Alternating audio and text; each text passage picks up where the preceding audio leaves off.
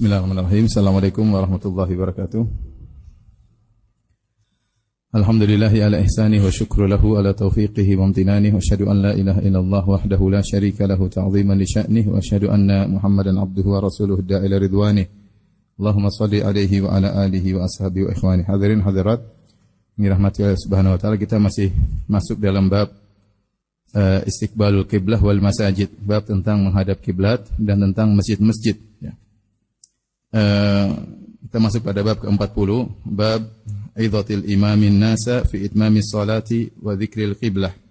Bab tentang imam memberi mau'izah, nasihat kepada orang-orang, yaitu kepada makmum untuk menyempurnakan salat mereka. Jadi imam beri nasihat kepada makmum agar mereka menyempurnakan salat mereka. Wa dzikril qiblah disertai dengan penyebutan tentang masalah kiblat. Al-Imam Al-Bukhari berkata rahimahullahu taala, qala haddatsana Abdullah bin Yusuf qala akhbarana Malik an Abi Zinad anil A'raj an Abi Hurairah radhiyallahu anhu anna Rasulullah sallallahu alaihi wasallam qala, bahwasanya Rasulullah sallallahu bersabda, hal tarawna qiblati hahuna, apakah kalian melihat kiblatku di arah sini, itu arah depan? Fa wallahi ma yakhfa alayya khushu'ukum wala ruku'ukum inni la arakum min wara'i dhahri.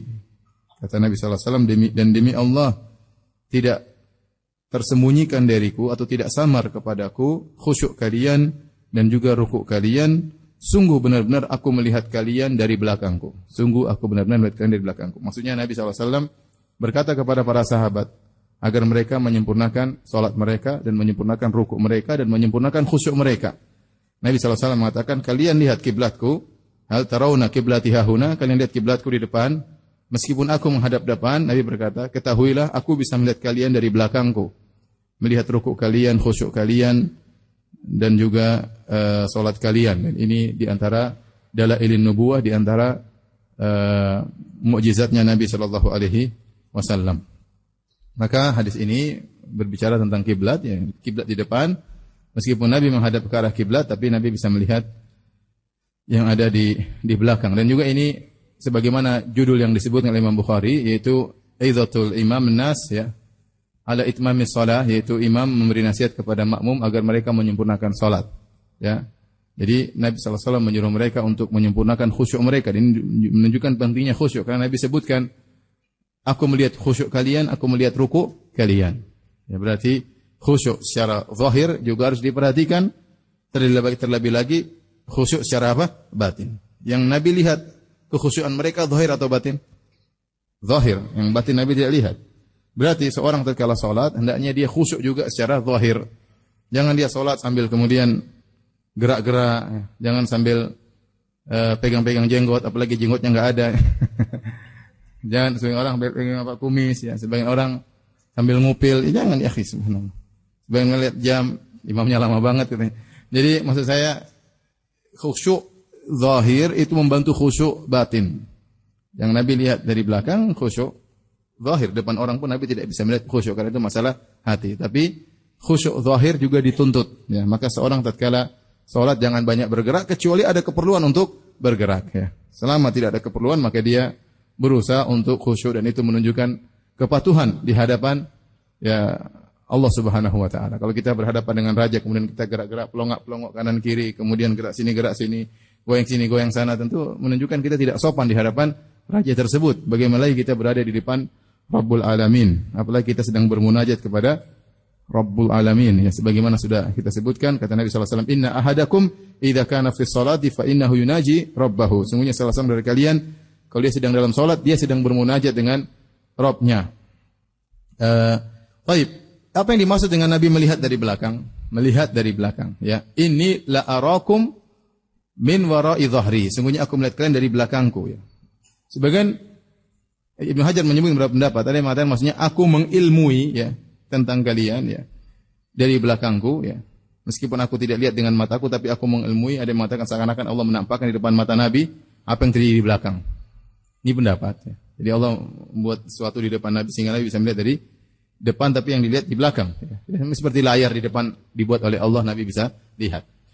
Ada yang mengatakan maksudnya Nabi melihat agak ke kanan ke kiri, tapi ini kata Ibnu Hajar takalluf, ya.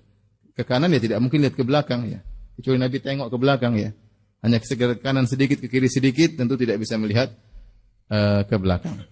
Ibnu Hajar memilih melihat zahir hadis bahwasanya benar-benar Nabi dibuat seakan-akan melihat ke belakang ya. Ya. Sehingga inilah arakum min wara'i dhahri. Nabi mengatakan aku melihat kalian dari arah belakangku. Seakan-akan ada mata Nabi di belakang untuk melihat orang yang ada di belakang Nabi sallallahu alaihi wasallam, dan ini khusus kondisi Nabi dalam salat. Ini khusus kondisi Nabi dalam apa? Salat ya. Sehingga ini di antara tentang dalail nubuwah, tentang mukjizat Nabi sallallahu alaihi wasallam ketika dalam salat Nabi melihat di belakang sebagaimana beliau melihat ke depan. Baik, hadis berikutnya nomor 419 berkata Imam Al-Bukhari rahimahullahu taala qala haddatsana Yahya bin Saleh qala haddatsana Fulaih bin Sulaiman an Hilal bin Ali an Anas bin Malik. Kalau dari Abu Hurairah dari Anas bin Malik. Qala shalla bina an-nabi sallallahu alaihi wasallam salatan thumma raqiya al-mimbar. Nabi sallallahu alaihi wasallam mengimami kami dalam suatu salat, kemudian Nabi naik di atas mimbar. Faqala fi sholati wa fi ruku'. Kemudian beliau berbicara tentang salat dan tentang ruku'. Beliau berkata, "Inni la arakum min wara'i kama arakum." Sungguhnya aku melihat kalian dari belakangku sebagaimana aku melihat kalian dari depanku. Di sini juga saling mendukung makna yang sama ya, dan hadis seperti namanya syahid. Jadi kalau hadis jalur sahabatnya berbeda, maknanya sama, disebut dengan syahid, menguatkan syahid. Tapi kalau sahabatnya satu, jalurnya berbeda, namanya tabi', mutaba'ah. Ini istilah dalam mustalah hadis ya.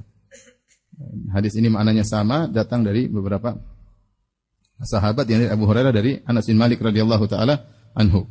Tapi di sini sebagaimana pertemuan yang terakhir kita menyebutkan Al-Imam Ibnu Hajar rahimahullahu taala nongol kelihatan pemikiran Asy'ariyahnya, maka dalam hadis ini juga beliau menunjukkan pemikiran Asy'ariyahnya. Ini di antara Ibnu Hajar bicara tentang akidah. Bicara tentang apa? Akidah, dan dia nampak bahwasanya beliau bermadzhab Asy'ari dalam hal ini. Saya sudah sampaikan pada pertemuan lalu, Ibnu Hajar muzabzab ya, tidak jelas dalam masalah akidah. Terkadang beliau mendukung Asy'ariyah, dan ini sering, terkadang beliau membantah apa? Asy'ariyah dalam perkara-perkara penting seperti dalam masalah dalil a'rad, dan itu syubhat paling utama orang-orang Asy'ariyah, dibantah oleh Ibnu Hajar. Kemudian juga masalah kalam, beliau juga menukil pendapat Imam Ahmad yang itu juga membantah habis pendapat Asy'ariyah. Namun dalam sebagian perkara beliau mengikuti syubhatnya Asy'ariyah. Pada pertemuan lalu sudah kita tunjukkan beliau menolak tentang al-ulu, bahwasanya Allah di atas. Dan pada pertemuan ini beliau juga menyebutkan dalam Fathul Bari, beliau menetapkan Allah dilihat pada hari kiamat kala min ghairi jihah, tanpa arah, dan ini adalah akidahnya Asy'ariyah. Saya ingin jelaskan ini masalah akidah secara singkat tentang melihat Allah Subhanahu wa taala.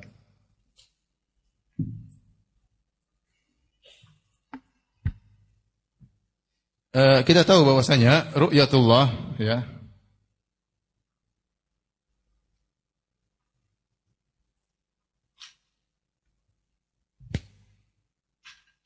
lihat Allah Subhanahu wa taala ya, ini adalah impian para penghuni surga. Bahkan Nabi sallallahu alaihi wasallam berdoa ya, as'aluka ladzatan nadhari ila wajhikal karim. Ya Allah, aku memohon kepada Engkau kelezatan memandang apa? Wajahmu. Dan itu impian para anbiya. Bukan Nabi Musa alaihissalam pernah minta untuk melihat Allah. Nabi Musa berkata, Rabbi arini anzur ilaik. Ya Rabbku, aku ingin melihat Engkau. Tunjukkanlah dirimu, aku ingin melihat apa? Dirimu. Kemudian kata Allah, lan tarani, kau tidak bisa melihatku. Walakin inzur ilal jabali. Lihatlah kepada gunung. Fa in istaqarra makanahu fasawfa tarani. Kalau gunung masih kokoh pada tempatnya, kau akan melihatku. Falamma tajalla rabbuhu lil jabali ja'alahu dakka wa kharra Musa sa'iqa. Tatkala Allah bertajalli, menampakkan ya pada gunung, maka gunung pun hancur, tidak kuat ya dengan penampakan Allah Subhanahu wa taala, maka Musa pun pingsan. Jadi impian ya para anbiya ya, ingin melihat Allah Subhanahu wa taala, dan itu impian Nabi Muhammad SAW untuk bisa melihat Allah di akhirat kelak. Di dunia kita enggak bisa lihat karena kemampuan kita enggak ada. Jangankan lihat Allah, lihat matahari, mata kita enggak mampu. Makanya kata Nabi SAW dalam Sahih Muslim, ta'allamu annakum lan taraw rabbakum hatta tamutu. Ketahuilah kalian tidak bisa melihat Rabb kalian sampai kalian meninggal apa? Dunia. Makanya waktu Nabi Isra Mi'raj, saking dekatnya dengan Allah, maka sahabat bertanya, hal tara rabbak, hal ra'aita rabbak ya Rasulullah, kau lihat Tuhanmu? Kata Nabi SAW, nurun anna arahu, ada cahaya yang menghalangi. Bagaimana aku bisa melihat apa? Allah. Ya. Jadi Melihat Allah ini suatu nikmat, puncak kenikmatan. Dan Nabi kabarkan dalam hadis yang Sahih Bukhari, Sahih Muslim dan yang lainnya, "Innakum satarawna rabbakum ayanan kama tarawna al-qamara lailatal badri, la tudamuna fi ru'yatihi." Ya, kata Nabi SAW, sungguhnya kalian benar-benar akan melihat Rabb kalian dengan mata kalian, sebagaimana kalian melihat rembulan di malam bulan purnama. Kalian tidak perlu berdesak-desakan untuk melihat rembulan tersebut. Kita mau 1 juta orang lihat rembulan, perlu berdesak-desakan? Tidak perlu. Nabi perhatikan, kalian akan melihat Allah sebagaimana kalian melihat rembulan. Bukan Allah disamakan dengan rembulan, tetapi cara penglihatan. Kalian akan melihat Allah sebagaimana kalian melihat apa? Rembulan. Berarti lihatnya kemana? Ke atas, jelas sekali. Ada arah dan arahnya di mana? Di atas. Bahkan Nabi tekankan, la tudhamuna fi ru'yati. Kalian tidak bakalan berdesak-desakan. Karena kalau melihat kelas tidak perlu berdesak-desakan. Yang perlu berdesak-desakan kalau objeknya di depan, kemudian bingung, kita nggak lihat, ada yang ketinggi, ada yang pendek, kita nggak bisa ngelihat, ketutup dengan orang-orang.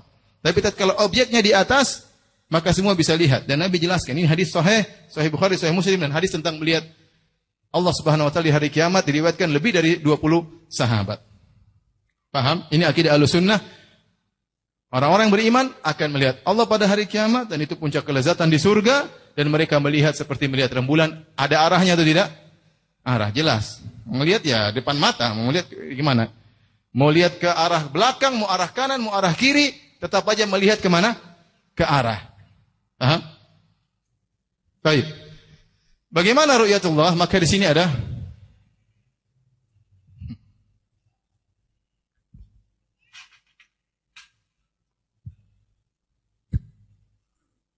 di Priuk tidak jual spidol kah?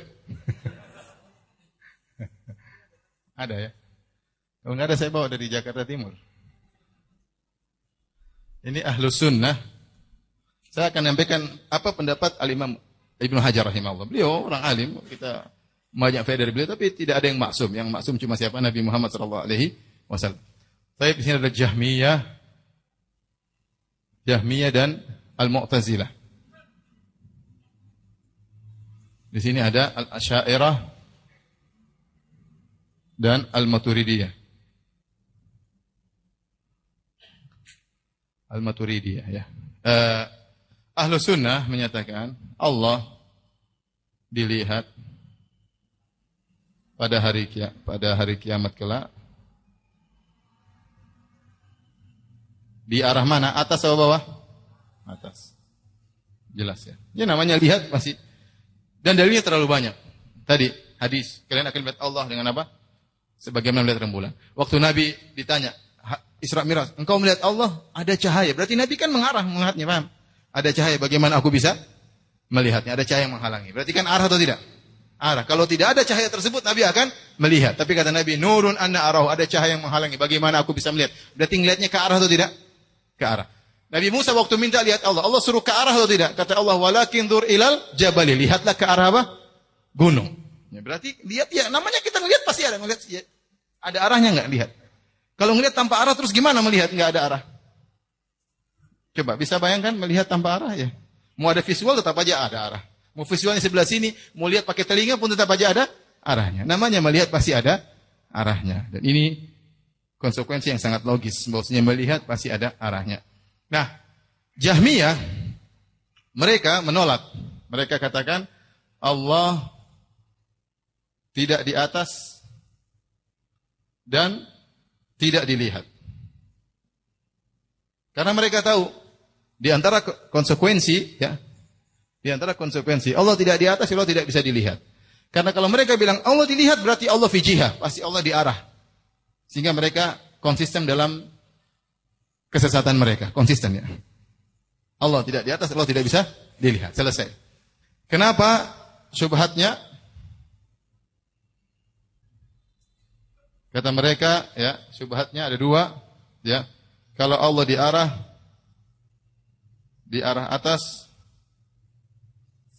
berarti Allah bertempat, berarti Allah jism. Ini sering disampaikan dalam mereka. Kedua, kata mereka Allah, ya, tidak bisa mencintai dan tidak dicintai, dan tidak bisa dicintai. Sementara kata Nabi sallallahu alaihi wasallam, ya Allah, Aku mohon kepada engkau kelezatan memandang wajahmu. Paham? Orang melihat wajah Allah mendapatkan kelezatan. Karena mereka Allah tidak bisa mencintai, Allah juga tidak bisa dicintai. Ini syubhat semuanya. Kita bilang Allah bisa mencintai, orang awam juga tahu Allah mencintai si fulan, dan Allah bisa dicintai. Kita dapati kita mencintai Allah Subhanahu wa taala, mencintai Rabb kita, sangat mudah, sederhana. Tapi mereka terkena racun filsafat, mereka bilang Allah tidak bisa mencintai dan Allah tidak bisa dicintai. Ya, kalau kita bilang Allah dilihat pada hari kiamat di surga nikmat terindah, wah ini enggak bisa. Mereka enggak masuk otak apa? Otak mereka. Makanya yang pertama kali menolak Allah dicintai Ja'ad bin Dirham, ya, sebagaimana kisahnya sudah pernah kita sampaikan, sudah kita sampaikan dalam pengajian yang lain. Tapi intinya ini syubhat mereka. Kalau Allah di atas berarti Allah jism. Allah tidak bisa mencintai dan tidak bisa mencintai dan tidak bisa dicintai berarti Allah tidak dilihat. Ya. Mereka konsisten ya dalam apa? Kesehatannya. Menolak Allah di arah melazimkan menolak Allah dilihat. Sebelum saya lanjutkan, sering ahlul bidah mereka bikin syubhat. Ini syubhat sering berulang-ulang. Tapi sebagian orang tidak bisa menjawab, sebagian orang bingung hanya menjawab dengan fitrahnya. Kata mereka, kalau Allah di atas berarti Allah bertempat. Itu enggak benar ya. Allah dahulu tidak ada tempat dan Allah menciptakan tempat dan tempat tersebut sangat kecil. Allahu Akbar. Allah Maha apa? Allah Maha besar ya. Dalam sebagian asar dari Ibnu Mas'ud, tidaklah langit yang 7 dan bumi yang 7 di tangan Allah kecuali seperti khardal, seperti biji sawi di tangan salah seorang dari kalian. Alam semesta ini kecil. Makanya dalam Al-Qur'an Allah mengatakan ya, wal ardu jami'an qabdatuhu yaumal qiyamah. Bumi seluruhnya dalam genggaman Allah pada hari kiamat kala. Was samawati matwiyatun bi yaminih. Bahwasanya langit-langit dilipat dengan tangan kanan Allah. Alam semesta ini kecil. Gimana mau menaungi siapa? Allah Subhanahu wa taala. Jadi Allah tidak butuh tempat ya. Allah ciptakan makhluk kecil semuanya. Terus dia bilang kalau Allah di atas Allah ada yang naungi Allah, gimana naungi? Itu makhluk kecil banget, enggak ada hubungan. Allah Maha apa? Maha besar. Sehingga pakai otak mereka bilang kalau Allah di atas berarti Allah dinaungi oleh langit, dinaungi oleh arsy. Itu otak Anda. Saya sering bantah, tidak berarti yang di atas lebih kecil daripada yang di bawah, dan tidak berarti yang di atas butuh kepada yang di bawah. Contohnya langit dan bumi. Mana yang lebih tinggi, langit atau bumi? Mana lebih luas, langit atau bumi?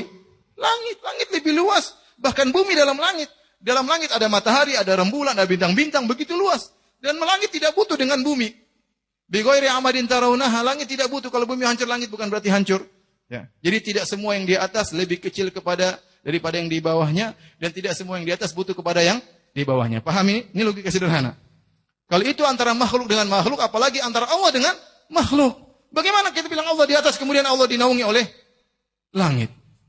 Bagaimana sampai seperti kata Razi, kalau Allah butuh dengan ars, berarti kalau ars jatuh, Allah ikut jatuh. Ya akhi, ars itu langit, alam semesta kecil di sisi Allah Subhanahu wa ta'ala. Allahu Akbar. Allah yang menjaga langit. Inna Allah yumsikus samawati wal ard antazula. Allah yang memegang langit dan bumi agar tidak bergeser. Allah yang jaga langit. Ya. Wala ya'uduhu hifdhuhuma wasi'a kursiyuhu samawati wal ard wala ya'uduhu hifdhuhuma. Tidak susah bagi Allah untuk menjaga langit dan bumi. Kemudian bagaimana kalau Allah di atas berarti dinaungi oleh langit? Ini mereka sebelum menolak mereka menganalogikan Allah seperti makhluk. Itu salahnya di situ. Paham? Memang kalau Allah di atas kelazimkan Allah enggak ada, itu enggak ada kelaziman seperti itu. Coba kalau ada kelereng kecil, saya buat kelereng saya pegang, apakah kemudian kelereng menaungi saya? Ini kita bilang manusia, apalagi kalau Allah Subhanahu wa taala. Ya. Alam semesta ini kecil di sisi Allah Subhanahu wa taala. Paham? Ini syubhat kuno yang selalu dikata-katain oleh mereka, sehingga mereka pakai logika mereka, semua ayat tentang Allah di atas ditolak. Subhanallah, gara-gara apa? Gara-gara enggak masuk akal mereka, itu saja. Kalau kita masuk akal apa salahnya? Allah di atas, makhluk kecil semuanya. Emang ada makhluk naungi Allah? Enggak benar. Paham enggak di sini? Paham tidak? Kalau ditanya bisa bantah? Ya, bisa. Gimana bilang siapa? Berani naungi Allah? Ente siapa? Langit apa? Kecil.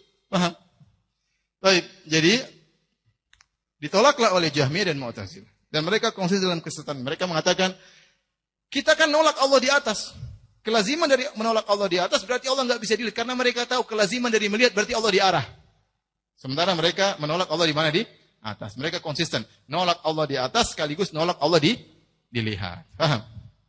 Kita masuk kepada Asy'ariyah. Asy'ariyah bimbang.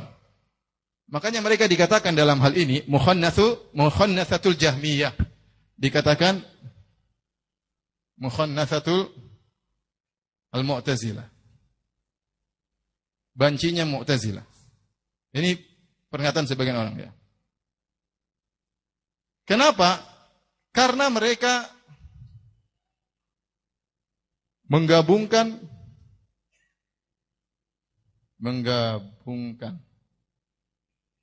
dua hal yang kontradiktif.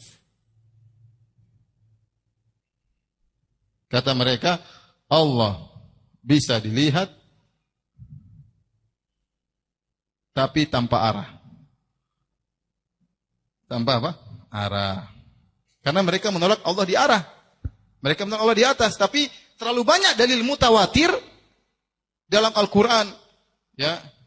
Apa namanya? Wujuhu yauma idzin nadhirah ila rabbiha nadhirah. Pada hari tersebut wajah-wajah berseri-seri, ya. Kenapa melihat Rabb mereka? Dalam Al-Qur'an ada, dalam hadis mutawatir, sehingga mereka tidak bisa menolak ayat dan hadis, tapi mereka mengatakan Allah dilihat tanpa arah.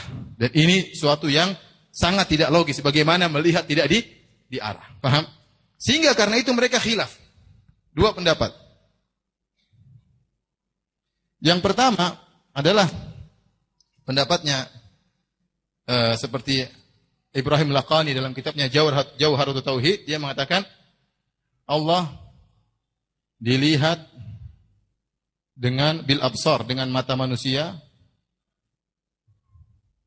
tapi tanpa arah.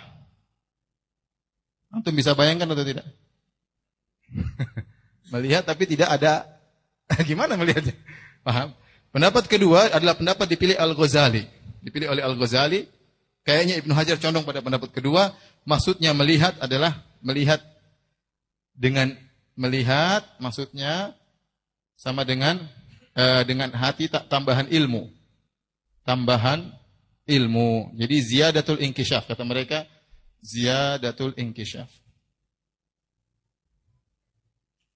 Ziyadatul inkishaf yaitu tidak melihat, Allah tidak lihat dengan mata karena mereka tahu lihat dengan mata melazimkan apa? Arah. Dan ini semua orang berpendapat demikian. Cuma Asy'ariyah yang aneh di sini dan Maturidiyah. Ya, orang semua berakal tahu namanya melihat dengan apa? Dengan arah. Pasti ya ngelihat ya pasti ada yang dilihat ke arah. Gimana ngelihat enggak ada yang dilihat? Enggak ada arahnya. Oleh karenanya dia tafsirkan dengan apa? Dengan ilmu. Inilah pendapat Al-Ghazali. Tatkala ditafsirkan dengan ilmu,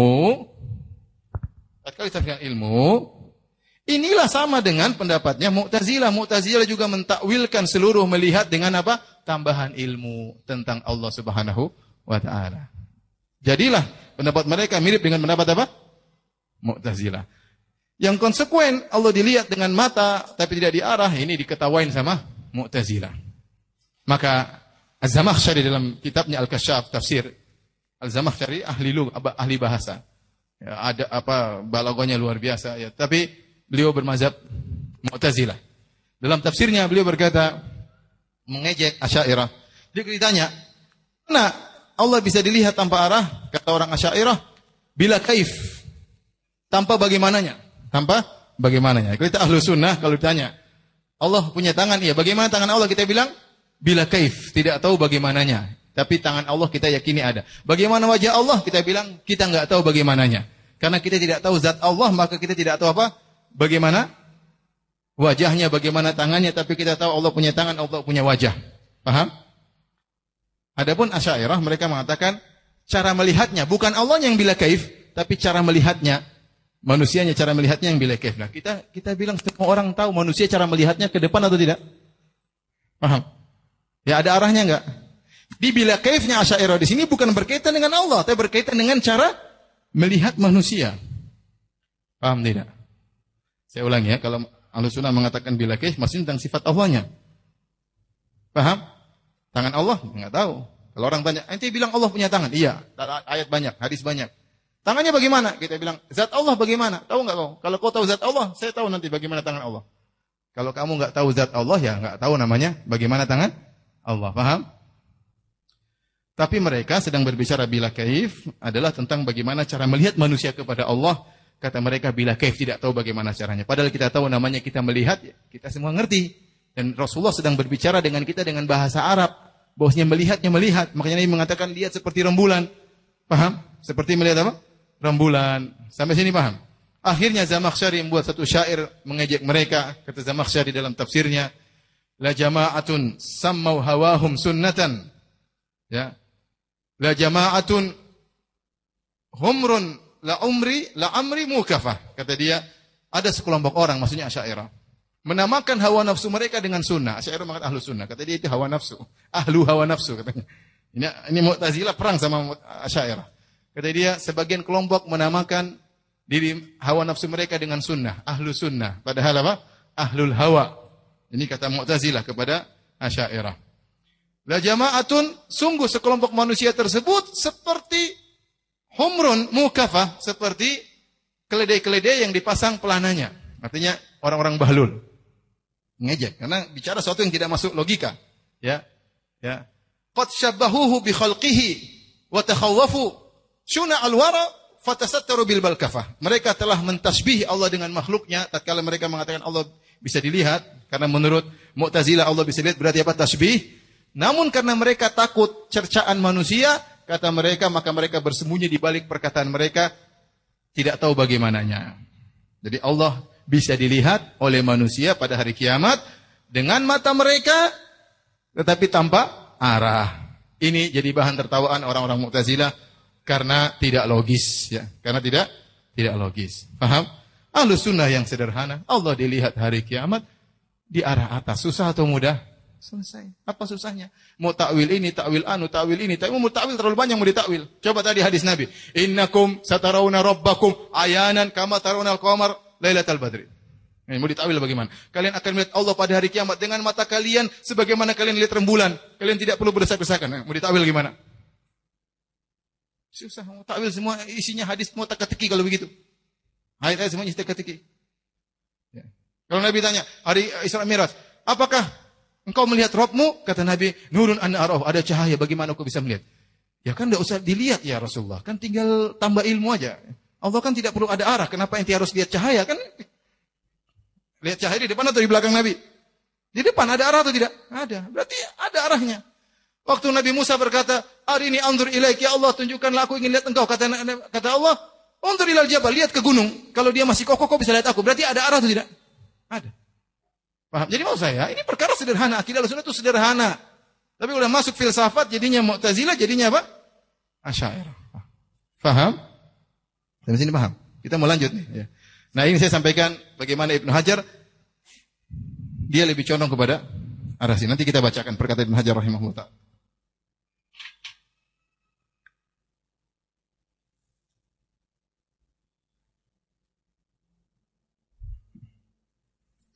Dia berkata, rahimahullah ta'ala, tatkala berbicara Allah, Nabi melihat dari belakang, kata beliau, anna mahmulun aswabul mukhtar, pendapat yang tepat. Hadis ini dibawa kepada zahirnya. Anna hadzal ibsar idrakun haqiqiyyun khasun. Bi sallallahu alaihi wasallam in kharaqat lahu fihi al-'adah. Yang benar bahwasanya penglihatan ini adalah benar-benar secara hakiki yang khusus bagi Nabi, mukjizat. In kharaqat bil 'adah maksudnya mukjizat. Ya. Kemudian beliau berkata, "Tsumma inna dzalikal idrak yajuzu an yakuna bi ru'yati 'ainihi." Dia pendapat yang sebelah sini. Mohon maaf ya. Bukan pendapat yang ini, pendapat yang umumnya Asy'ariyah. Melihat dengan mata tapi tanpa apa? Arah. Kata beliau, "Tsumma anna hadzal idrak." Kemudian ilmu ini, pengetahuan ini bisa jadi dengan melihat mata, ya. In kharaqat lahul adatu fihi aywan, ya, dengan di mana Nabi ada mukjizatnya, fakana yara biha min ghairi muqabalah. Maka Nabi melihat tanpa harus ada hadap-hadapan. Ya, li'anna al-haq inda ahli sunnah, karena pendapat yang benar menurut ahli sunnah, maksudnya menurut Asy'ariyah, anna ru'yata la tushtarat laha aqlan udhun makhsus. Karena penglihatan secara akal tidak disyaratkan harus ada alat penglihat. Wala muqabalatun, dan tidak disyaratkan harus berhadap-hadapan. Wala qurbun, dan tidak harus dekat. Karena itu bukan perkara mukjizat kata beliau. Jadi namanya kata dia menurut akal, ya, namanya melihat tidak syarat harus ada mata. Pertama, tidak harus berhadap-hadapan. Dan ini yang menyelisih pendapat semua orang-orang. Namanya penglihatan harus ada hadap-hadapan. Kalau enggak, apa dalil beliau? Kata beliau, Nabi mengatakan, inilah la arakum min wara'i dhahri. Sungguhnya aku melihat kalian dari arah belakangku. Padahal Nabi lagi lihat ke depan, Nabi lihat ke belakang. Berarti tidak harus berhadap-hadapan. Paham pendalilan Ibnu Hajar? Kata dia, Nabi melihat ke depan, padahal yang dilihat di belakang. Berarti tidak harus berhadapan. Taib. Tetapi Nabi berkata, inilah arakum min wara'i dhahri. Dari arah belakangku. Berarti ada arah atau tidak? Tetap ada arah. Namanya melihat. Nabi mengatakan, aku melihat di belakang kalian seperti aku melihat di depan kalian. Semuanya arah. Dan benar namanya penglihatan harus saling berhadapan. Kalau enggak berhadapan, apa yang dilihat kalau begitu? Kecuali mentakwilkan ru'ya seperti pendapat Ghazali. Ghazali paham. Dia berpendapat melihat dengan mata melazimkan muqabalah dan dia tidak mau. Kalau muqabalah berhadapan berarti Allah di arah, berarti syubhatnya kena, berarti Allah jism, berarti Allah dinaungi oleh jihad dan yang lainnya. Oleh karenanya dia tolak, dia bilang melihat di situ maksudnya bukan melihat dengan mata, tetapi dengan apa? Tambahan ilmu. Larilah pendapat Al-Ghazali mirip dengan pendapat siapa? Mu'tazilah. Yang benar pendapat Ahlussunnah wal Jamaah. Nikmat yang paling utama di akhirat adalah melihat apa wajah? Wajah Allah Subhanahu wa taala. Melihatnya ya dilihat. Pakai mata yang ngelihat. Kalau pakai mata enggak ada yang dilihat di depan gimana? Paham? Paham tidak? Antum jangan kena syubhat lagi ya. Ya kita bilang Ibnu Hajar rahimahullah taala, beliau orang alim yang ma'ruf, ilmunya luar biasa, tapi beliau tidak apa? Tidak maksum. Oleh karenanya saya waktu musim haji ada seorang syekh, dia masuk ke tendanya orang-orang Mu'tazilah. Bukan orang Mu'tazilah, itu berakidah Mu'tazilah. Menolak Allah dilihat pada hari kiamat. Menolak Allah dilihat pada hari kiamat. Yaitu orang-orang Oman. Orang-orang Oman itu Ibadiyah. Negara Oman itu mereka akidahnya Mu'tazilah. Mereka menolak Allah dilihat pada hari kiamat. Allah tidak bisa lihat di dunia, tidak bisa lihat di akhirat. Akhirnya dia masuk di tenda mereka, dia pun ceramah. Ceramah tentang apa? Tentang nikmat yang terbesar adalah melihat wajah Allah pada hari kiamat. Mereka semua buyar dari tenda. Karena ini sebuah hadis mutawatir. 20 sahabat meriwayatkan tentang melihat Allah pada hari kiamat. Mau diapain hadis di sini? Dia tidak bantah, dia cuma baca ayat, hadis ayat, buyar mereka. Wahabi. Ya, hadisnya jelas. Terus nolak ini kenikmatan terbesar pada hari kiamat mau ditolak, mau ditakwil. Subhanallah. Jadi maksud saya pendapat yang benar, pendapat Ahlussunnah wal Jamaah, tidak perlu kita menolak seperti Mu'tazilah dan Jahmiyah, dan tidak perlu kita canggung-canggung ragu-ragu seperti Asy'ariyah dan Maturidiyah yang menggabungkan dua hal yang kontradiktif. Allah dilihat tapi tidak secara berhadap-hadapan, itu tidak logis. Adapun pendapat Ibnu Hajar kita bilang dia salah. Ya, karena Ibnu Hajar rahimahullah mengatakan dia berdalil dengan hadis Nabi, aku melihat kalian di belakang. Ya, Nabi mengatakan mi wara'i dhahri. Aku melihat kalian dari arah, berarti ada arah. Paham? Tetap saja melihat perlu ada berhadap-hadapan. Mau dikasih visual depan juga tetap harus ada berhadap-hadapan. Paham? Baik. Kita lanjutkan hadis berikutnya. Bab hal yuqalu masjidu Bani Fulan. Apakah dikatakan tentang sebuah masjid disebut dengan masjid Bani Fulan? Sekarang Imam Al-Bukhari membawakan hadis-hadis yang berkaitan tentang al-masajid, tentang masjid-masjid. Tentang masjid-masjid, karena bab yang disebut adalah bab istiqbalul qiblah wal masajid. Bab tentang menghadap kiblat dan masjid-masjid. Ya. Taib. Bab 41, bab hal yuqalu masjid Bani Fulan. Ya, apakah boleh disebutkan masjid dengan Masjid Bani Fulan, ya. Namanya masjid tersebut Masjid Bani Fulan. Intinya masjid itu boleh dikasih nama litamyiz, untuk membedakan. Untuk membedakan agar diketahui masjid ini atau masjid itu. Dan pembedaan ini bisa dengan nama kampungnya. Kalau zaman dahulu karena satu kampung ada masjidnya, seperti kampung Bani Zuraik, Nabi mengatakan Masjid Bani Zuraik. Masjid Bani Zuraik, masjidnya Bani Zuraik, ya, karena masjid tersebut berada di Bani Zuraik, ya. Paham? Misalnya kita bilang Masjid Hayy Fulan, masjid kampung rambutan misalnya. Di kampung rambutan ada masjid satu situ. Kita bilang masjid kampung apa? Rambutan. Itu dalam rangka untuk membedakan satu dengan yang lainnya. Sekarang orang-orang menamakan misalnya Bambit Masjid Astra, ya. Sekedar untuk penamaan, karena apa? Sebagian orang membenci hal ini, tapi benar tidak. Kenapa mereka membenci? Karena Allah berkata, wa annal masajida lillahi. Sungguhnya masjid semua milik apa? Allah. Tidak ada boleh kasih nama masjid ini, masjid Asra, masjid Honda, masjid Toyota, tidak boleh. Tetapi penamaan tersebut bukan masjid tetap milik Allah, tapi itu untuk pembedaan. Makanya disebut nama untuk membedakan masjid Asra, masjid JIC, ya, masjid Istiqlal, masjid itu penamaan untuk membedakan satu dengan yang lainnya. Adapun masjid semuanya milik siapa? Milik Allah Subhanahu wa taala. Dan penamaan tersebut tidak boleh untuk bangga-banggaan, ya, tidak boleh untuk sombong-sombongan, enggak. Karena masjid bukan milik Anda. Anda bangun masjid untuk siapa? Allah Subhanahu wa taala. Dinamakan hanya sekedar sebagai pembeda, ya. Bahkan sebagian ulama seperti Utsaimin mengatakan boleh misalnya masjid Ustadz Fulan, ya. Karena Ustadz Fulan selalu ngisi di situ. Ya, enggak apa-apa, untuk membedakan aja. Mau ke masjid Ustadz Fulan, ya, masjid yang Ustadz Fulan selalu ngisi di masjid tersebut. Padahal masjidnya namanya Masjid Ar-Rahmah misalnya. Tapi bilang ini masjid Ustadz Abu misalnya. Kenapa? Karena Ustadz Abu selalu ngisi di situ. Enggak ada masalah. Karena penamaan itu tujuannya adalah untuk membedakan satu dengan yang lainnya. Karena masjid semuanya milik Allah Subhanahu wa taala. Paham maksudnya, ya? Oleh karenanya tatkala masjid diberi nama untuk bangga-banggaan, maka itu keluar daripada maksud penamaan.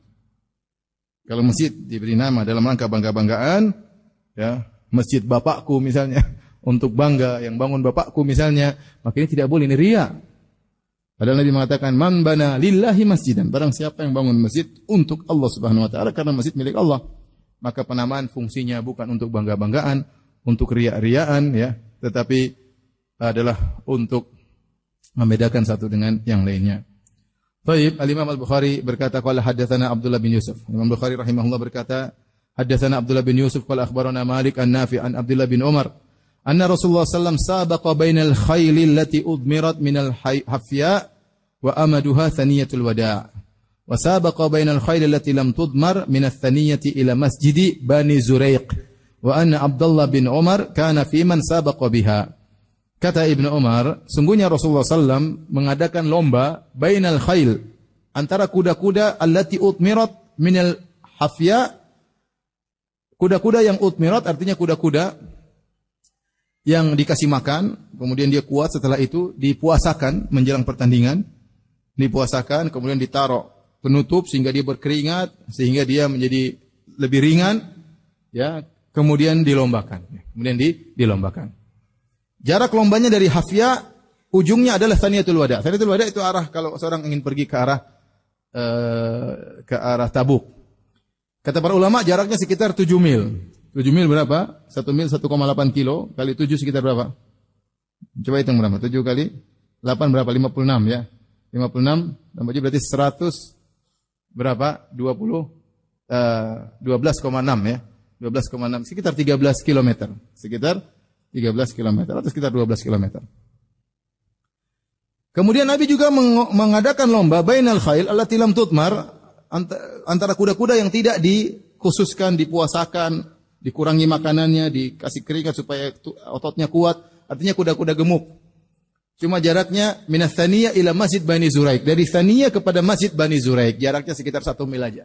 Cuma 2 kilo ya, karena kuda gemuk ya. Jadi tidak usah jauh-jauh ya. Tapi intinya Nabi di sini maksud hadis ini adalah Nabi kata Ibnu Umar, Nabi mengadakan lomba untuk kuda-kuda yang tidak dipersiapkan, kuda-kuda yang gemuk dari Thaniyatul Wada' sampai kepada Masjid Bani Zuraiq. Jadi penamaan masjid tersebut dengan Masjid Bani Zuraiq. Ya, maksudnya bukan kuda itu dilepas tapi ada penunggangnya. Wa anna Abdullah bin Umar kana fi man sabaqa biha. Dan Abdullah bin Umar termasuk orang yang menunggangi kuda tersebut. Ya, jadi maksudnya kudanya ada penunggangnya kemudian dilombakan. Ini antara lomba yang diperbolehkan karena berkaitan dengan jihad. Ya, sebagaimana firman Allah Subhanahu Wa Taala, wa'iddu lahum mastata'tum min quwwah wa min ribatil khail turhibuna bihi aduwwallahu wa aduwwakum. Kata Allah, persiapkanlah kekuatan kalian, di antaranya dengan anak panah, di antaranya dengan kuda-kuda pilihan. Ya, maka Nabi membolehkan lomba kuda ya. Oleh karenanya segala hal yang berkaitan dengan kekuatan ya, dikiaskan dengan hal ini boleh kalau memang itu bermanfaat untuk kekuatan kaum muslimin. Taib ini maksud daripada hadis ini, maka masjid boleh dikasih nama dalam rangka untuk pembedaan, bukan untuk bangga-banggaan atau riya atau sombong-sombongan. Taib, hadis berikutnya bab ke-42 berkaitan lagi dengan hukum masjid. Babul qismah wa ta'liqil qinwi fil masjid. Ya. Bab tentang pembagian sedekah di masjid atau menggantungkan qinu. Qinu itu maksudnya korma, satu tandon diletakkan di masjid untuk diambil oleh orang miskin yang datang ke masjid. Mereka lapar, mereka ambil, mereka makan. Ya, dahulu sebagian sahabat ambil dari kebun mereka, taruh di masjid. Orang boleh makan dari korma tersebut. Ya. Kalau sekarang di masjid-masjid di Arab Saudi masih seperti itu, tapi sudah diletakkan di mana, di tempat korma sukari, masya Allah enak ya. Diletakkan, tinggal diambil ya. Tinggal diambil. Kemarin saya sempat sholat juga di masjid seperti itu. Keluar masjid ada apa? Ada korma sukari ya. Kata teman, kenapa kita nggak ambil sekilo? Orang Indonesia, masya Allah pintar ya. Nggak boleh kalau sekilo ya. Kebanyakan, nanti dilihat orang. Baik. Itu maksudnya, boleh atau tidak? Jawabannya boleh. Adapun dalilnya ya. Kalau Abu Abdullah al-Qinu al-Idhiq, ya, berkata Abu Abdullah Muslim Bukhari, al-Qinu maksudnya al-Idhiq, yaitu satu tandon korma, wal isnan disebut, kalau dua disebut kinwani, ya. Demikian juga jamaah disebut juga kinwanun, seperti sinwin wa sinwanun. Ini masalah bahasa. Tapi Imam Bukhari membawakan hadis, qala Ibrahim yakni ibna Tuhman an Abdullah bin Suhaib an Anasin, dari Anas radhiyallahu anhu qala, beliau berkata, utiyan Nabi sallallahu alaihi wasallam bimalin minal Bahrain, didatangkan kepada Nabi sallallahu alaihi wasallam harta dari Bahrain, harta yang sangat banyak ya, datangkan kemudian dibawa kepada Nabi sallallahu alaihi wasallam. Faqala unsuruhu fil masjid, kata Nabi, tebarkan harta tersebut di masjid, yaitu taruh di masjid.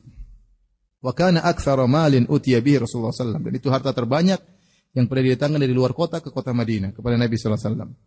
Fa kharaja Rasulullah sallallahu alaihi wasallam ila salati wa lam yaltafit ilaihi. Harta sudah diletakkan di masjid, Nabi keluar menuju salat dan Nabi tidak lihat harta tersebut sama sekali. Itu Nabi tidak ada hatinya tertarik dengan apa? Harta. Harta banyak ya. Nabi tidak tengok-tengok dulu, enggak. Nabi langsung salat wa lam yaltafit ilaihi, dan tidak tengok sama harta tersebut, terhadap harta tersebut sama sekali. Beda dengan kita ya. Kita kerja 24 jam cari apa? Harta ya. Kemudian falamma qada shalat, tatkala Rasulullah SAW selesai salat, jaa, maka Rasulullah pun datang sallallahu alaihi wasallam, fajalasa ilaihi. Kemudian Nabi duduk di harta tersebut. Fama kana yara ahadan illa atahu. Tidak ada seorang pun datang kecuali Nabi kasih. Bagi-bagi. Idh ja'ahul Abbas, tiba-tiba datang pamannya Al-Abbas bin Abdul Muttalib. Faqala Al-Abbas bin Abdul Muttalib, paman Nabi sallallahu alaihi wasallam, ya. Bilang paman Nabi, waktu Nabi jadi seorang nabi, diangkat jadi seorang nabi, pamannya yang bertemu dengan Nabi ada Abu Jahal, ada Abu Lahab, Abu Talib, Hamzah dan Al-Abbas, 4 pamannya yang masih hidup ketika Nabi diangkat menjadi seorang nabi. Adapun Abu Lahab mati dalam kondisi kafir, musuhi Nabi sallallahu alaihi wasallam, bahkan turun surat tentang dia di neraka bersama istrinya, bersama anaknya, ya, semuanya keluarga brengsek masuk dalam neraka jahanam. Adapun Abu Talib kafir tetapi sayang kepada Nabi, membela Nabi sallallahu alaihi wasallam, tapi karena tidak ingin dicerca oleh kaumnya, akhirnya dia meninggal dalam kondisi kafir, sehingga dia diazab dengan azab yang paling ringan. Kata Nabi sallallahu alaihi wasallam, inna ahwana ahlin nari azaban yaumal qiyamah Abu Talib, wa huwa munta'ilun bina'lain minan nar yaghli bihima dimaguhu, atau kama qala Nabi sallallahu alaihi wasallam. Orang yang paling ringan azabnya pada hari kiamat kelak adalah Abu Talib. Dia menggunakan sendal terbuat dari api, maka sendal api tersebut membuat otaknya mendidih. Ini adalah Abu Talib, ya. Dia kafir tapi baik. Ya. Kalau Abu Lahab, enggak, bukan pakai sendal aja, dia pakai sarung sekaligus pakai tenggelam dalam lautan api. Ya, beda. Allah Maha Adil membedakan antara Abu Lahab dengan siapa? Abu Talib. Adapun 2 paman Nabi yang lain masuk Islam. Pertama masuk Islam Hamzah bin Abdul Muttalib. Kemudian Hamzah meninggal dalam perang Uhud. Al-Abbas bin Abdul Muttalib masuk Islam belakangannya. Masuk Islam belakangan. Taib, yang datang adalah Al-Abbas bin Abdul Muttalib. Faqala ya Rasulullah, pamannya. Maka beliau berkata, ya Rasulullah, Al-Abbas maksudnya bapaknya Ibnu Abbas. Kita sering dengar Ani Ibnu Abbas, Ibnu Abbas. Bapaknya siapa? Al-Abbas. Jadi Ibnu Abbas sepupu Nabi, Al-Abbas omnya Nabi SAW. Maka Al-Abbas berkata, "Ya Rasulullah, a'tini fa inni fadaitu nafsi wa fadaitu aqilan." Kata Al-Abbas, "Ya Rasulullah, berikanlah harta tersebut kepadaku. Sungguhnya aku waktu di perang Badar aku menebus diriku sendiri dan aku telah menebus Aqil." Aqil sepupunya Nabi, Aqil bin Abi Thalib. Jadi waktu dalam perang Badar, Al-Abbas masih kafir, masuk dalam safnya kaum musyrikin. Terjadi perang, situlah Abu Jahal tewas. Kemudian ada yang ditawan dari kerabat-kerabat Nabi, di antaranya Al-Abbas paman Nabi, tidak mati dalam perang Badar tapi ditawan oleh Nabi sallallahu alaihi wasallam. Di antaranya Aqil bin Abi Thalib, saudara kandungnya Ali bin Abi Thalib. Aqil bin Abi Thalib juga ditawan oleh Nabi sallallahu alaihi wasallam. Akhirnya ditawan, maka Nabi membuka pengumuman kepada orang-orang Quraisy yang ada di Mekah, kalau kalian ingin menebus orang-orang ini silakan, bawa duit, ditebus. Ya. Nabi tidak bunuh mereka, Nabi persilakan untuk tebus karena kaum muslimin butuh dana waktu itu. Akhirnya satu orang datang nebus. Al-Abbas bin Abdul Muttalib, Nabi suruh tebus mahal karena Nabi tahu dia kaya, omnya ini kaya. Mau tebus dirimu mahal. Sekian entah berapa emas, berapa banyaknya. Maka dia tebus dirinya. Kemudian ponakannya Aqil bin Abi, bukannya Nabi bebaskan, Nabi bilang bayar. Ente punya uang banyak, jadi bayar juga Aqil. Akhirnya dia bayar juga buat siapa? Aqil. Jadi Abbas menebus dirinya dan menebus ponakannya Aqil bin Abi Thalib. Maka dia berkata, "Ya Rasulullah, berikanlah harta itu. Saya pernah keluarkan uang banyak waktu di perang Badar untuk menebus diriku dan untuk menebus sepupumu Aqil bin Abi Thalib." Paham? Faqala Rasulullah sallallahu lahu, Rasulullah SAW berkata kepada dia, "Khudz, ambil." Fahasa fi thawbi, maka dia buka bajunya, taruh. Atau dia taruh kain, intinya dia bawa. Taruh kain, mungkin sarungnya atau apanya, dia taruh. Terus kemudian banyak dia taruh. Nabi bilang silakan, taruh. Nabi tidak kasih batasan, ambil. Setelah itu dia mau angkat enggak mampu, berat. Al-Abbas bin Abdul Muttalib radhiyallahu anhu, "Tsumma dhahaba yuqillu falam yastati." Dia mau angkat, dia tidak mampu. Faqala ya Rasulullah. Kata dia, "Ya Rasulullah, mur." Ini om yang bilang, "Ya Rasulullah, mur ba'dhum yarfa'hu ilayya." Ya Rasulullah, suruh satu orang dari mereka angkat, taruh di belakangku. Kata Nabi sallallahu alaihi wasallam, "La, enggak. Farfa'hu anta alayya." Kemudian Abbas berkata, "Kalau kau tidak suruh orang, kaulah yang angkat buat saya." "Ya Rasulullah, angkatin dong." Kata Rasulullah sallallahu alaihi wasallam, "La, enggak." Jadi kata para ulama, lihat Nabi sallallahu alaihi wasallam baik, tapi Nabi kalau sudah masalah syariat dia tidak pandang bulu ya. Ini omnya, yang dia cinta sekali sama omnya ini. Ya, omnya ambil harta boleh silakan, tapi jatah orang masing-masing semampu dia. Ya. Suruh orang bantu angkat enggak? Angkat sendiri. Ya Rasulullah suruh bantu sahabat mengangkat, kata Nabi enggak. Kalau gitu antum bantu anak. Enggak, angkat sendiri. Ini enggak bisa, akhirnya dia kurangi dikit. Kemudian dia kurangi, ya. Kata Nabi SAW, "Fanasara minhu, tsumma dhahaba yuqilluhu." Ya. Kemudian dia kurangi, kemudian dia mau ngangkat, enggak bisa lagi. Dia berkata, "Rasulullah, suruh salah seorang angkat buat saya, Rasulullah." Kata Rasulullah sallallahu alaihi wasallam, "Kalau gitu engkau yang bantu angkat ana ya Rasulullah." Kata Rasulullah, dikurangi lagi sampai akhirnya bisa diangkat. Berarti tadi banyak sekali. Akhirnya dia pun angkat, dia lemparkan di atas pundaknya, tsumman talaqa, kemudian dia bawa harta yang banyak keluar dari apa? Masjid. Kenapa dia tidak ambil sedikit pulang balik lagi? Karena kata sebagian ulama mungkin setiap orang jatahnya sekali apa? Sekali angkat. Ya, Nabi tidak mau bantu karena nanti berbeda, nanti setiap orang seperti itu, yang lain enggak kebagian. Ya. Maka cukup satu orang angkat yang dia mampu, bawa pulang. Taib, fama zala Rasulullah sallallahu alaihi wasallam yutbi'uhu basarahu hatta khafiya alaina. Rasulullah sallallahu terus melihat omnya keluar sampai akhirnya hilang dari pandangan kami. Ajaban min hirsihi, Nabi begitu takjub dengan semangat dia untuk bawa karung harta tersebut. Fama qama Rasulullah sallallahu alaihi wasallam min hadirham. Rasulullah bagi lagi, lanjutkan bagian sampai Rasulullah sallallahu berdiri, tidak tersisa satu dirham pun. Rasulullah tidak ambil sama sekali. Semuanya untuk kaum muslimin. Ini dalil bahwasanya boleh ada keperluan meskipun bukan salat, meskipun bukan pengajian, tapi kalau ada keperluan sedekah, bagi-bagi sedekah di masjid boleh-boleh saja ya. Kaitannya dengan judul bab sama sebagaimana bagi harta, bagi korma juga boleh. Orang bagi korma digantung di tali dulu, digantung tali taruh korma. Yang mau ambil silakan, orang miskin. Boleh. Kalau jualan tidak boleh, tapi kalau untuk gantung makanan dibagi-bagi kepada orang miskin di masjid juga diperbolehkan. Ini maksud dari hadis ini. Baik. Jadi masjid tidak dibatasi hanya dengan salat, ya baca Quran, tetapi hal yang bermanfaat bagi kaum muslimin boleh menggunakan apa? Masjid. Ya, untuk kaum muslimin. Kalau duduk rapat ada masalah pengajian, untuk rapat pengajian, untuk rapat pembagian bantuan, maka tidak jadi masalah. Baik, pembahasan berikutnya bab man da'a li ta'amin fil masjid wa man ajaba minhu. Bab tentang seorang yang mengajak, mengundang untuk makan makanan, ya tapi undangannya disampaikan di masjid. Wa man ajaba minhu, dan siapa yang memenuhi undangan tersebut.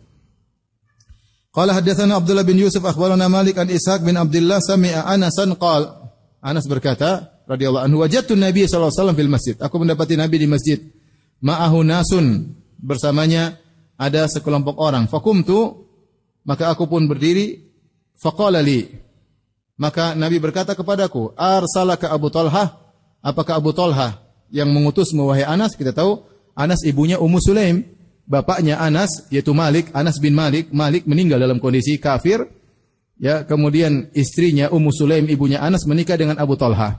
Sehingga Abu Talhah adalah bapak tirinya siapa? Anas. Abu Talhah tinggal serumah dengan Anas bin Malik, ya, bersama ibunya itu Ummu Sulaim. Nabi berkata, apakah Abu Talhah mengirimmu, yaitu bapak tirimu mengutusmu kepadaku? Qultu na'am, aku berkata iya ya Rasulullah. Faqala li ta'am, Nabi tahu, Allah kasih tahu hal gaib, ya, bahwasanya Abu Talhah yang ngirim Anas, dan karena untuk apa? Undangan makan. Qultu na'am, benar ya Rasulullah. Faqala liman haulahu, maka Nabi berkata kepada orang-orang di sekitarnya, kumu, ayo jalan bareng-bareng. Padahal diundang cuma Nabi SAW sendiri. Fantalaqa wa antalaqtu baina aydihim. Maka aku pun berjalan dan aku berjalan di depan mereka menuju ke rumah Abu Talhah. Ini dalil bahwasanya kalau di masjid kemudian ada undangan makan boleh disampaikan di masjid. Tidak harus Rasulullah keluar sebentar saya ada ngomong, enggak masalah. Ini undangan makan kita boleh sampaikan di masjid. Ini kebaikan. Jadi kebaikan boleh dikerjakan di masjid. Termasuk mengumumkan undangan makan, ya. Ini bukan tidak ada kaitan dengan salat, tidak ada kaitan dengan pengajian, tetapi undangan makan, apalagi para sahabat banyak yang miskin dan kelaparan, maka tidak mengapa disampaikan di masjid. Ini juga dalil bahwasanya seorang kalau diundang dia boleh bawa teman. Berapa? Kata para ulama, jika dia tahu bahwasanya yang mengundang ridho akan hal tersebut, ya. Ridho akan hal tersebut. Tapi kalau dia ragu-ragu, maka enggak boleh. Kira-kira ini kalau saya bawa ini boleh enggak ya? Ya. Kalau saya bawa 5 boleh enggak? Warna 5 yang diundang cuma 1. 5. Kalau Nabi SAW pasti Abu Talhah ridho. Apalagi Nabi tinggal berdoa kepada Allah, makanan akan menjadi apa? Berkah, ya. Rasulullah SAW pernah diundang sendiri, Rasulullah SAW bawa 1000 orang. Dalam kisah perang Khandaq, diundang 1 orang, Rasulullah bawa berapa orang? 1000 orang, ya. Tapi cukup karena mukjizat Nabi SAW. Tapi yang lebih baik kalau kita diundang sendiri, kita telepon orang yang mengundang. Jangan di depan teman kita telepon atau kita WA. Gimana kalau saya ngajak fulan, boleh enggak? Keberatan enggak? Atau ini acara khusus? Kalau dia bilang bawa, kita bawa. Kalau dia bilang jangan ini khusus antum saja, ya sudah. Jangan kita nekat apa? Bawa. Apalagi yang mau dibawa 10 orang, mikir-mikir itu. Ayamnya enggak cukup, ya. Baik, silakan azan. Allah ta'ala alam bisawab. Silakan azan. Baik. Hadirin dan hadirat yang dirahmati Allah Subhanahu wa taala, ya. Ini ada pertanyaan, ya, perkataan sebagian orang bahwasanya Allah terbebas dari 7 arah, ya.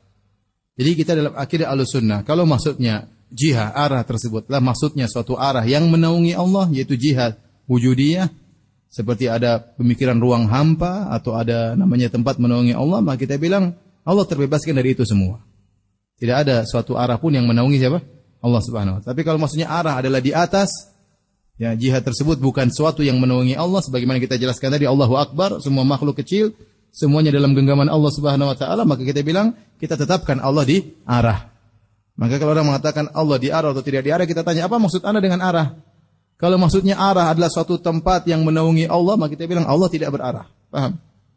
Tapi kalau maksudnya arah adalah arah Allah di atas, kita bilang itu dalil menunjukkan itu semuanya, dan tidak melazimkan ada suatu tempat yang menaungi apa? Allah. Gimana Anda bilang langit menaungi Allah sementara arsy menaungi Allah, semuanya kecil di sisi Allah Subhanahu wa taala. Paham, ya?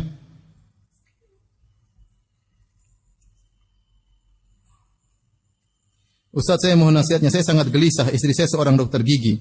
Terkadang ada pasien laki-laki, apakah boleh diobati? Karena terkadang jika melakukan tindakan harus menyentuh muka pasien, tetapi dengan menggunakan sarung tangan, apakah penghasilan hal tersebut halal atau haram? Bilang buka daripada antum gelisah terus ya. Bilang sama istri buka klinik buat akhwat khusus ya. Sudah enggak gelisah. Ya. Buat klinik buat akhwat khusus. Ustaz nanti kekurangan penghasilan ya serahkan kepada Allah. Lebih baik yang sedikit berkah daripada banyak dengan kegelisahan ya. Kita enggak tahu namanya fitnah. Kita bilang istri saya insyaallah cinta sekali sama saya. Ini enggak tahu ya. Ente macam-macam bikin jengkel dia bisa cinta sama orang lain ya. Ya, makanya jangan kita buka celah dalam hal ini ya. Baik kita punya rasa cemburu ya. Kecuali darurat lain halnya. Tapi selama tidak darurat ya, kalau ada tetangga laki-laki giginya mau lepas ya terpaksa, enggak apa-apa. Tapi kalau enggak darurat, kita buka istri antum buka klinik buat pasien akhwat, sudah bikin pengumuman pasien akhwat ya. Ya bilang aja dokter syar'i, enggak apa-apa ya. Karena laki-laki enggak bisa ini syar'i, enggak terima pasien laki-laki enggak ada masalah. Untuk membedakan bahwasanya kita tidak ingin menyentuh lelaki selama memungkinkan. Lain halnya kalau darurat.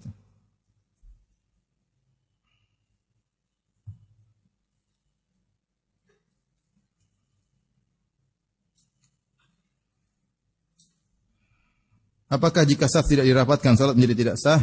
Ya. Enggak, jadi saf itu bukan syarat sah salat tapi kesempurnaan. Kalau saf tidak disempurnakan berarti salatnya kurang nilainya. Tetapi tetap apa? Sah salatnya, tetap sah salatnya. Jika lupa duduk tahiyat di rakaat kedua, apakah harus mengucapkan subhanallah kembali duduk atau tetap berdiri menjalani rakaat ketiga? Kalau kita seorang lupa di tahiyat kedua langsung di rakaat ketiga, kalau dia sudah terlanjur berdiri maka jangan duduk kembali. Tapi kalau dia belum sempurna berdirinya, dia boleh duduk kembali. Ya. Karena Nabi SAW pernah lupa rakaat kedua, Nabi naik ke rakaat ketiga dan Nabi tidak turun kembali. Tapi Nabi tutup dengan sujud apa? Sahwi.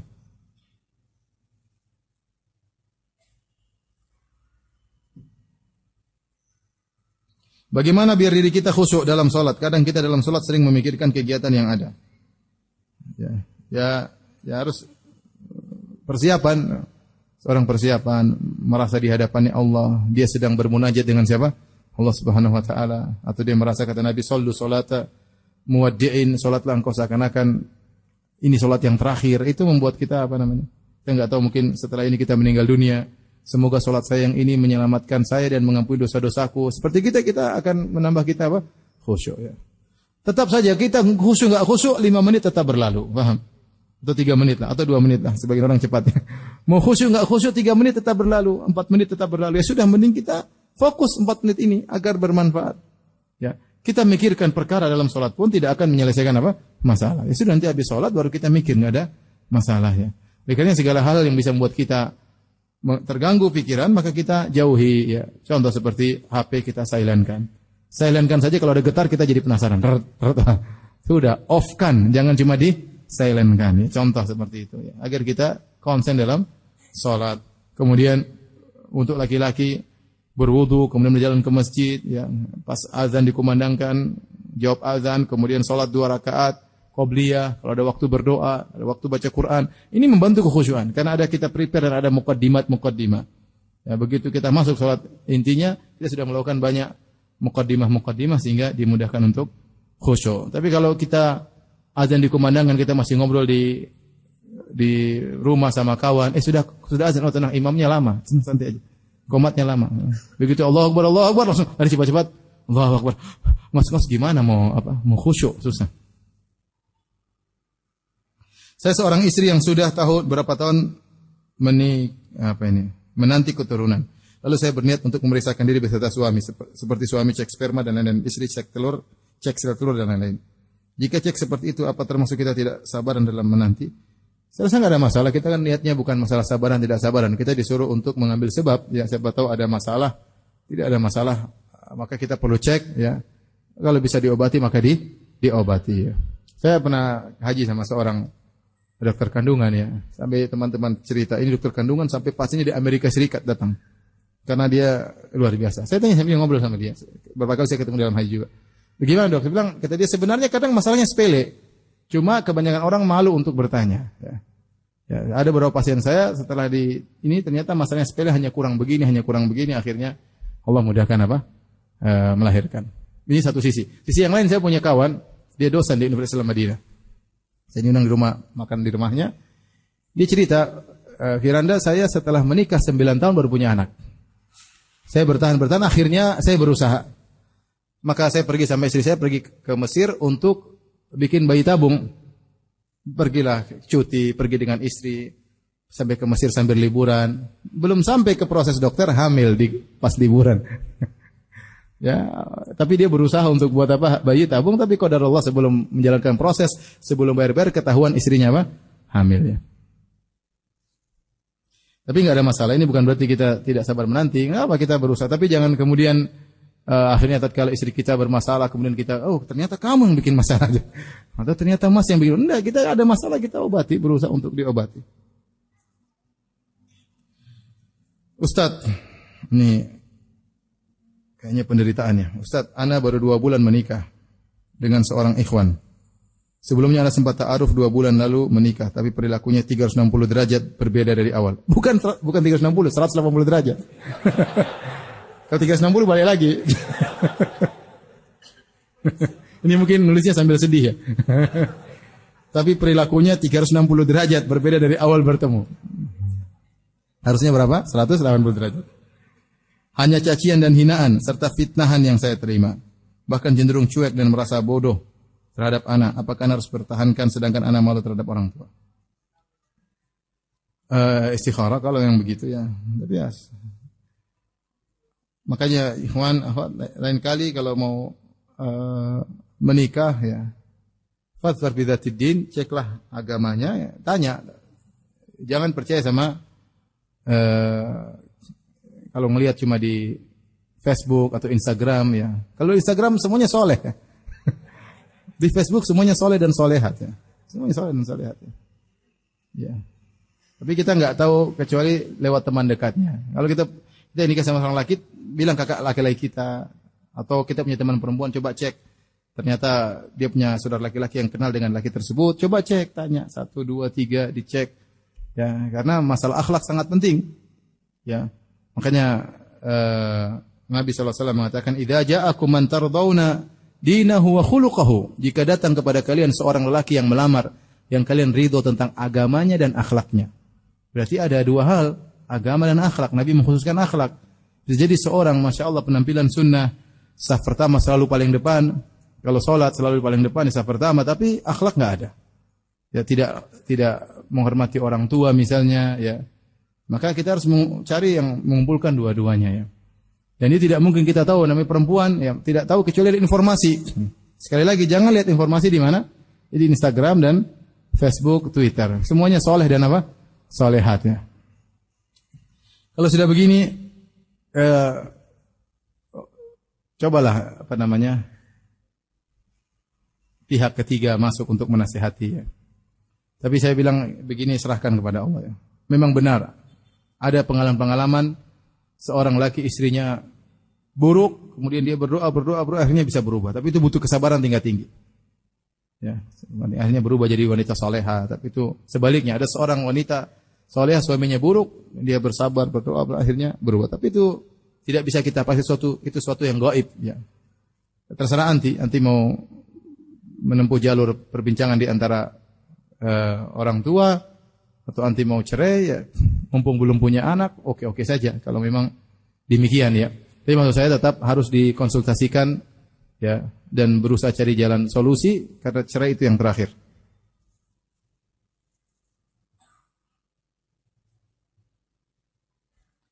Baik, demikian saja kajian. Assalamualaikum warahmatullahi wabarakatuh.